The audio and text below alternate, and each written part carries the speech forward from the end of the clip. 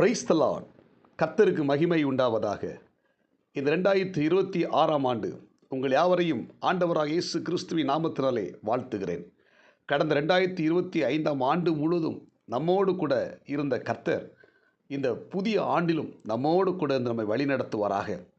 இந்த புதிய ஆண்டில் கர்த்தர் கொடுக்கிற வார்த்தை எபிரேயர் புத்தகம் 6ஆம் அதிகாரம் 14ஆம் வசனம், நிச்சயமாக நான் உன்னை ஆசீர்வதிக்கவே ஆசீர்வதித்து உன்னை பெருகவே பெருக பண்ணுவேன் என்றார். அன்புக்குரிய தேவனுடைய பிள்ளைகளே, ஆபிரகாமை பார்த்து ஆண்டவர் இந்த வார்த்தை சொல்லுகிறார். ஆபிரகாமை ஆண்டவர் அழைக்கும் போது நிச்சயமாகவே நான் உன்னை ஆசீர்வதிக்கவே ஆசீர்வதித்து உன்னை பெருகவே பெருக பண்ணுவேன் என்று சொல்லுகிறார். கர்த்தருடைய வார்த்தைக்கு கீழ்ப்படிந்து ஆபிரகாம் எல்லாவற்றையும் விட்டு அவன் கர்த்தர் காண்பித்த இடத்துக்கு புறப்பட்டு போகிறார். புறப்பட்டு போகிற இந்த ஆபிரகாமை ஆண்டவர் ஆசீர்வதிக்கிறார். ஆனால் இந்த ஆபிரகாமுக்கு குழந்தை இல்லாமல் அவன் கஷ்டப்பட்டு கொண்டிருக்கிற அந்த காலகட்டத்திலே அவன் சரீரம் செத்துப்போன நிலைமையில் இருக்கிறான். கற்பம் செத்துப்போன நிலைமையில் இனி எப்படி பிள்ளை பெறக்கூடிய வாய்ப்பே இல்லை. ஆனாலும் கர்த்தருடைய வார்த்தை இந்த ஆபிரகாம் விசுவாசித்தார். கர்த்தருடைய வார்த்தை ஆபிரகாம் விசுவாசித்தபடினாலே ஆண்டவர் ஆபிரகாமை ஆசீர்வதித்தார், அவனை பெருக பண்ணினார். இந்த புதிய ஆண்டிலே கர்த்தர் நமக்கு கொடுத்த வாக்குத்தத்தங்கள் ஆம் என்றும் ஆமேன் என்றும் நமக்கு நிறைவேறும்.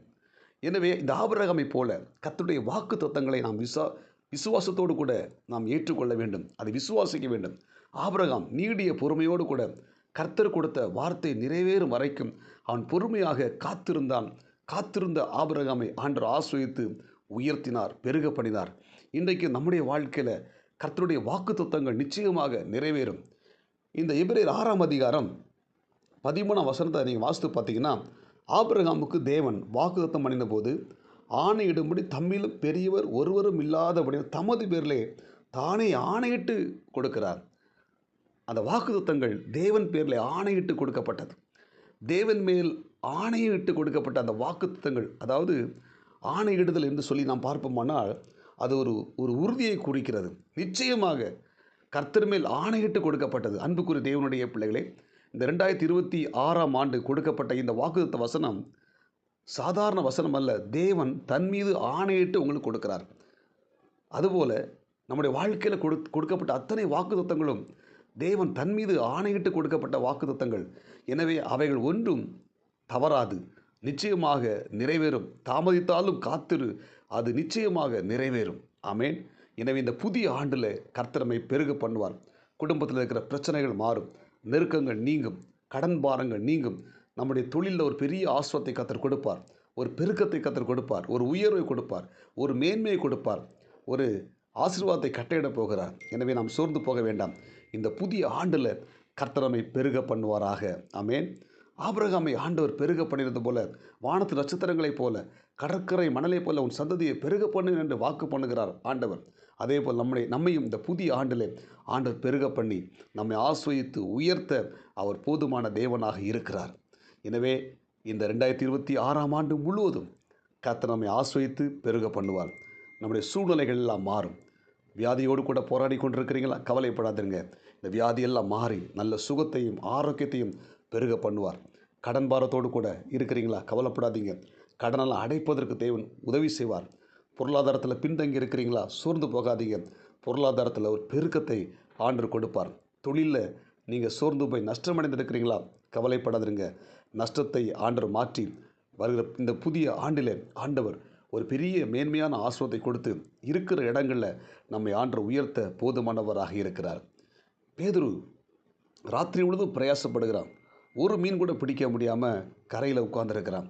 இப்போ அந்த படகுல இயேசு உட்காருகிறார். உட்கார்ந்து அவர் எல்லாருக்கும் பிரசங்கம் பண்ணிவிட்டு பேதுரு பார்த்து சொல்கிறாரு, பேதுரு படகை ஆழ்கடலில் கொண்டு போய்விடு என்று சொல்லும் பொழுது ஆழ்கடலில் கொண்டு போய் விடுகிறான். இப்பொழுது வலையை போடு என்று சொல்லும் பொழுது அவன் என்ன சொல்லுகிறான்? ஆண்டவரே, ராத்திரி முழுதும் பிரயாசப்பட்டேன், ஒரு மீன் கூட கிடைக்கல, ஆனாலும் உங்களுடைய வார்த்தையின்படி வலையை போடுறேன் என்று வலையை போடுகிறான். படகு நிரம்பத்தக்க, வலைகள் கிளியத்தக்க மீன்களை பிடிக்கிறான். அன்புக்குரிய தேவனுடைய பிள்ளைகள், இந்த புதிய ஆண்டில் இயேசு கிறிஸ்து உங்கள் படகில் இருக்க போகிறார். நீங்கள் எங்கெல்லாம் போகிறீங்களோ அங்கெல்லாம் கூட கர்த்தர் இருந்து உங்களை பெருக பண்ணுவார், உங்களை ஆஸ்வதிப்பார், உங்களை உயர்த்துவார், உங்களை மேன்மைப்படுத்துவார். எனவே சோர்ந்து போகாதீங்க. இந்த புதிய ஆண்டு ஒரு பெருக்கத்தின் ஆண்டு. ஆமேன். ஆண்டவர் உங்களை பெருக பண்ணுவார். ஹல்லேலூயா. ஒரு மேன்மையின் வருஷமாய் இந்த ஆண்டை கொடுத்து கர்த்தர் வழி நடத்துவார். இந்த 26ஆம் ஆண்டு கர்த்தர் உங்களை பெருக பண்ணுவாராக. ஜெபிப்போமா? பரலோக தேவனே, இந்த இறைவார்த்தை கேட்ட ஒவ்வொரு தேவனுடைய பிள்ளைகளுக்காக ஜெபிக்கிறேன். இந்த 2026ஆம் ஆண்டு ஆண்டவரே, உம்முடைய பிள்ளைகளை கர்த்தர் ஆசீர்வதித்து பெருக பண்ணுங்க. இந்த இறைவார்த்தை கேட்கிற ஒவ்வொரு தேவனுடைய பிள்ளைகளை ஆசீர்வதித்து உயர்த்துங்க.